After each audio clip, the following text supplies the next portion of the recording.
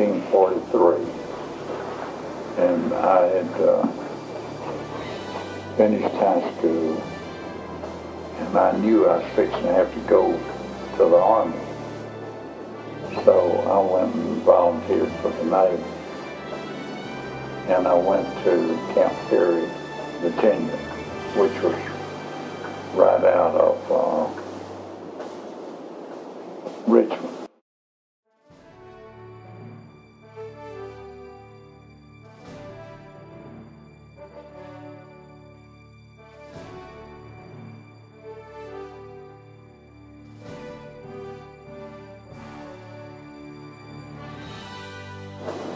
And that's where I went through boot camp at Camp Perry.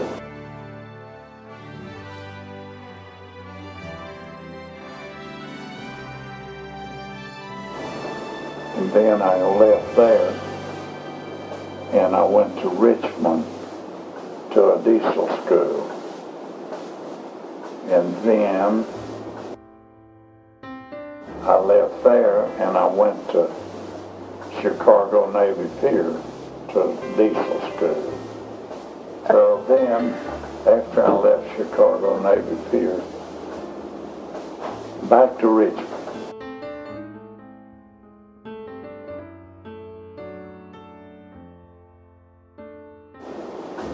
And then I went to San Francisco.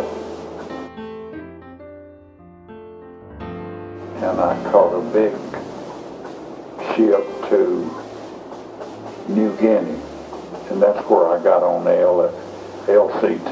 They caught them, they were unloading them there off LSTs. They had hauled them on the deck of the ship, and then they just laid it over and let it slide off. And when I left, I stayed there in New Guinea for a long time. And then we just started going up those islands, from one island to another. And we'd take either men, old soldiers that had been on Bataan and all those islands, they'd been there for a year, long time.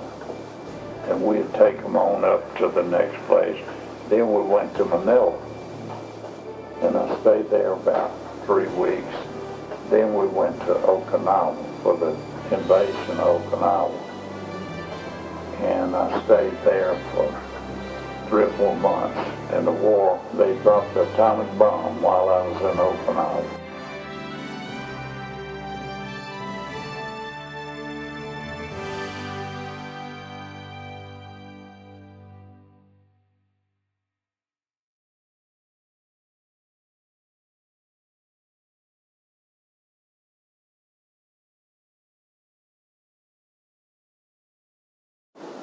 And that ended.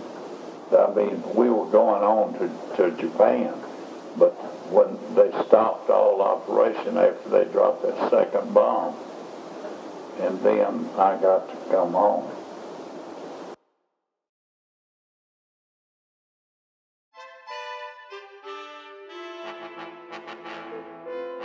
I was on there about a year. We made 4 or 5 invasions. See, because that from New Guinea up to Manila, that was about 700 miles, and there were solid islands and solid jets. They were in all those islands, and what we would do is take these guys in there and drop them off. We'd back off out there 2 or 3 miles, where we'd be out of range of the Jap shoot.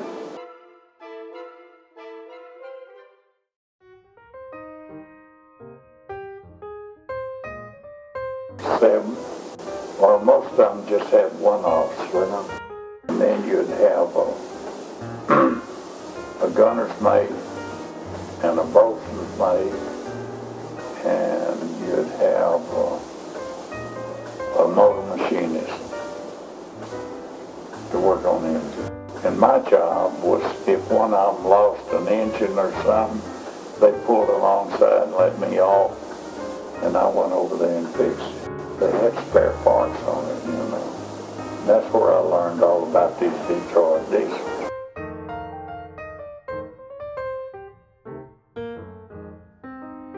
Well, we had,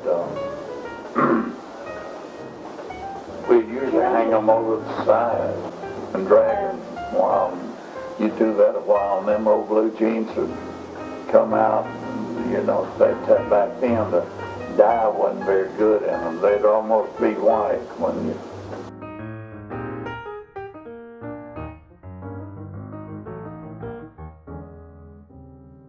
3 years.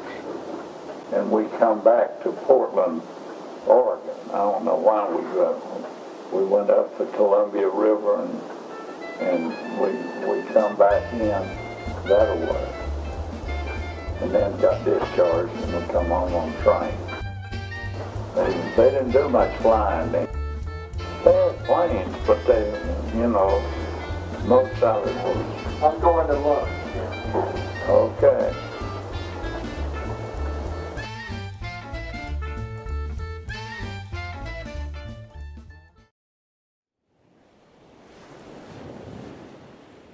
Every day. I had chronic sea sickness, but if it was smooth, that didn't bother me. But you let it, I don't care.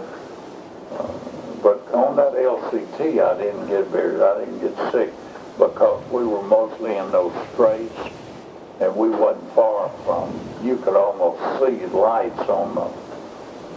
We were about 30 miles out.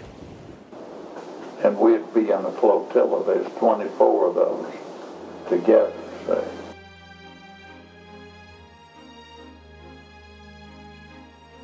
Yeah, I was around a lot of them. It went down.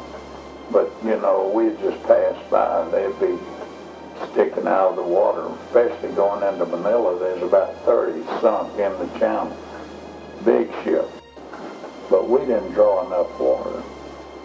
The torpedo couldn't hit us anyway. We wasn't about 4 feet down, and they would run those torpedoes at about 8 or 9 feet at the shallowest they could run it.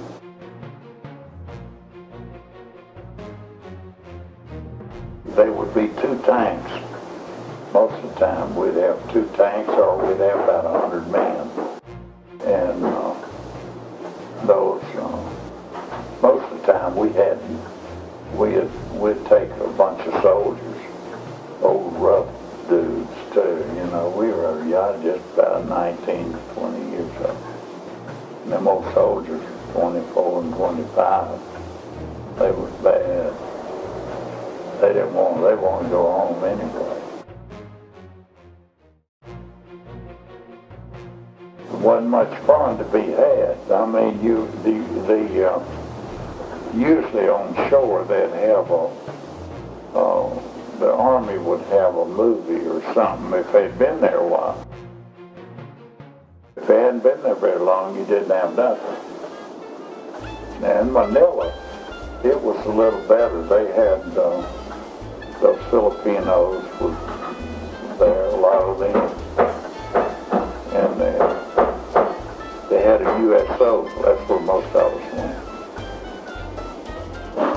Because they had been there 4 or 5 months when we got there. But in Okinawa, there wasn't nothing left standing. Those big old ships had dropped those 16-inch balls about like that. They had tore everything on there up.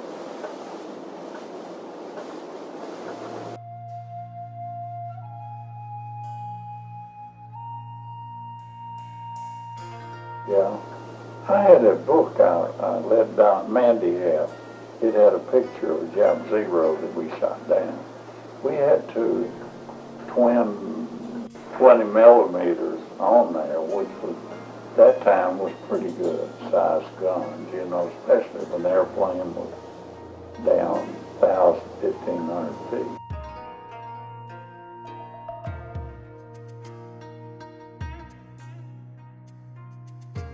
Well, what I did, I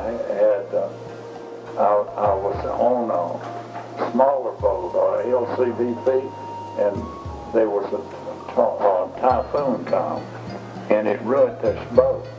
So they sent me around on the other side of the island, and I got a new one, and I started back around, and the Japanese shot the front of the boat. But it was, you know, but you can tell by the front that as long as you keep the power on, there wasn't nobody but me and one guy on there. And we made it on the round, but the boat wasn't no good. But I never had to shoot it. I saw a lot of people floating around in the Gulf, but I was glad that the war was over.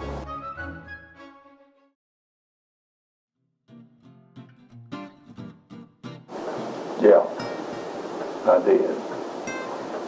And one of them was from Freeport. And he come back and he rented a house from me and your grandmother out there.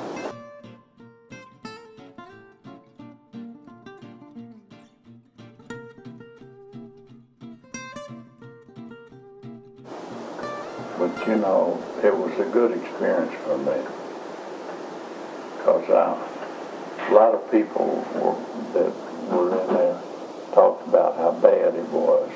But the food, we were so poor till the food was better in there. I didn't ever gripe about the food, even those beans on Thursday. But it was a hell of an experience for an old country boy like me, you know. I thought, my God, this is the biggest thing I ever saw.